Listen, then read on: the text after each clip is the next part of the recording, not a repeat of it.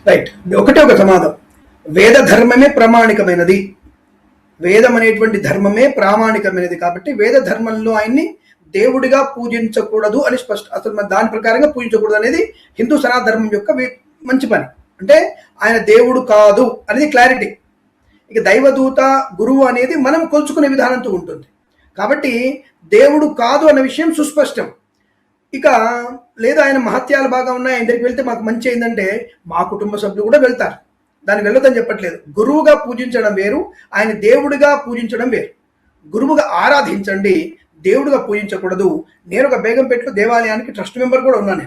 నేను కాదనట్లే, అది సేవాతత్పరమైనటువంటి ట్రస్ట్ ద్వారా ఉంది కాబట్టి ఈ సాయిబాబాని దేవుడితో సమానంగా మీకు పూజించడానికి అర్హత లేదు. ఇది క్లారిటీ.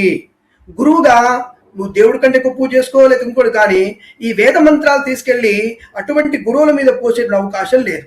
ఎందుకు లేదు అని ప్రశ్నిస్తే దానికి వేదం ప్రామాణికము. వేదం అనే దాన్ని ఎవరికి మనం ఉంచాలి? అద్భుతమైనటువంటి మనకి శక్తి సంపన్నుడు కేవలం నారాయణుడికి సమర్పణ తప్ప మిగతా వారికి కాదు. అంటే ఈశ్వరుడు బ్రహ్మ విష్ణు మహేశ్వరులకి, మహాకాళి మహాలక్ష్మి సరస్వతులకి, వారి పుత్రులైనటువంటి గణాలకి తప్ప మిగతా వారికి లేదు.